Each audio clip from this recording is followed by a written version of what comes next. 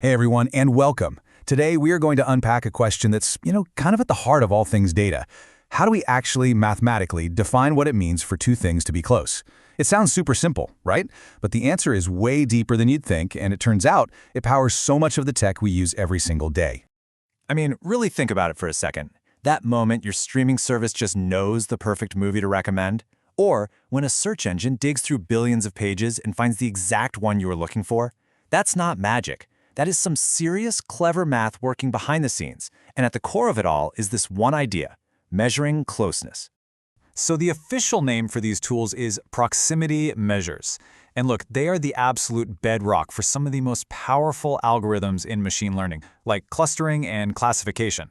Honestly, choosing the right proximity measure can be even more important than the fancy algorithm you choose to run on top of it. Okay, so where do we even begin with all this? Well, it makes sense to start with what we all know, right? We're going to start with the kind of distance we all learned about back in geometry class, the most simple, most intuitive way to think about how far apart two things are. And that, my friends, is Euclidean distance. You probably know it from the Pythagorean theorem, just scaled up for more dimensions. It's the classic as the crow flies distance, just a straight, direct line from point A to point B. And look, it's the default for a reason. It's simple, it's powerful, and for a ton of problems, it works beautifully. Now here's the key thing to get about Euclidean distance. It has a kind of hidden assumption baked right in. It expects your data to be grouped in these nice, neat, little round clusters. And when your data actually looks like that, it's absolutely the perfect tool. But what happens when your data is messier? Well, let's bring in our first alternative, Manhattan distance. People often call it city block distance, and that's the perfect way to think about it.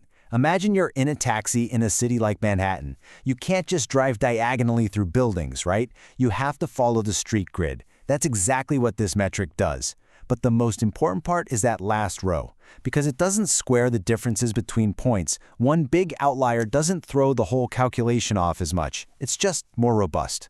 And that right there brings us to a really critical point. Our simple, go-to, straight-line distance isn't always the right tool for the job. Sometimes the very nature of our data can make that default approach not just wrong, but totally misleading. The biggest problem has this incredibly dramatic name: the curse of dimensionality. I know. It sounds like something out of a fantasy novel, doesn't it? But trust me, it's a very real and very, very tricky problem in data science. So what is this curse? Well, as you keep adding more and more features or dimensions to your data, the space itself just gets weird. It gets so vast and empty that everything starts to seem equally far away from everything else. The distance to a point's closest neighbor and its most distant neighbor can become almost identical. And in that kind of strange, sparse world, our straight-line Euclidean distance just stops being useful. But Manhattan distance, because it just adds up the differences along each axis, can often hang on to its ability to tell things apart. What all this really means is that we can't just have a hammer. We need a whole toolkit, full of specialized tools, each one designed for the very specific, unique challenges that different kinds of data throw at us. So let's check out a few of the most important ones. All right, first up, cosine similarity. This one is just brilliant. It completely ignores the size or length of your data points and instead just looks at the angle between them. Now, why on earth would you do that? Well, think about text documents. You could have a short 100-word article about machine learning and a massive 10,000-word research paper on it. They are wildly different in length, but they're about the same thing. Cosine similarity is perfect for capturing that shared topic, that direction, no matter how long the document is.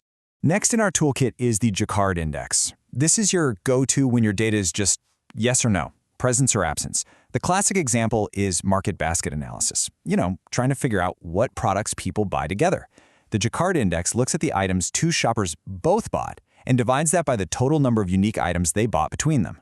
What's so crucial here is that it totally ignores the thousands of products that neither of them bought. Because really, the fact that we both didn't buy a yacht doesn't mean we're similar shoppers. And then there's this one. This is the really smart one in the bunch: Mahalanobis distance. It's a statistical measure, which means it actually looks at the overall structure of your data first. Specifically, it pays attention to how your features are correlated. So if things like height and weight tend to move together in your data, Mahalanobis knows that and adjusts its calculations. This gives it the amazing ability to find groups that aren't just simple circles, but are stretched out into these cool elliptical shapes. Okay, I know, that's a lot of different tools we just threw on the table. So the big question is, How do you know which one to pick? Well, let's boil all of this down into a simple, practical guide. This is the part you've been waiting for. This little cheat sheet really frames the whole problem perfectly. You see, you don't just pick a metric out of thin air. It all depends on your data and what you're trying to do. So, if your data is pretty standard, low-dimensional stuff, stick with Euclidean. If you're wading into high-dimensional data, or you're worried about outliers messing things up, give Manhattan a try. Analyzing text? It's cosine similarity, no question. Got features that are all tangled up and correlated? Mahalanobis is the smart choice. And for that simple yes-no data, Jaccard is your best friend. So as we start to wrap this up, I want to leave you with a completely new way to think about all of this. Choosing a distance measure isn't just about plugging some formula into your code. No, it's about defining the very shape of the universe your data lives in. There's this quote from the legendary textbook by Duda and Hart that just nails it. They say, "The choice of a distance or similarity measure determines the geometry of your feature space." Think about that. You are literally choosing the geometry, the rules of space and distance that your algorithm will use to see the world. That's a powerful thought. And this table just drives that point home perfectly. When you use Euclidean distance, you are basically telling your algorithm, go find me some nice round spherical clusters. If you switch to Manhattan, you're telling it to look for diamond or square-shaped clusters. And if you use Mahalanobis, you're empowering it to find these elegant elliptical clusters that actually follow the natural flow of your data. Each metric imposes its own geometric bias. So when you boil it all down, here's the big takeaway. Choosing a proximity measure is one of the most fundamental decisions you can make in your analysis. It's not just some technical detail you pick at the end. It is the very lens through which you and your algorithm will view your data. And that leaves us with one final and, I think, essential question. Before you even think about running an analysis or picking an algorithm, you have to stop and ask yourself, what is the true underlying shape of my data? Because the answer to that question will guide you to the right tool every single time. Thanks for joining me.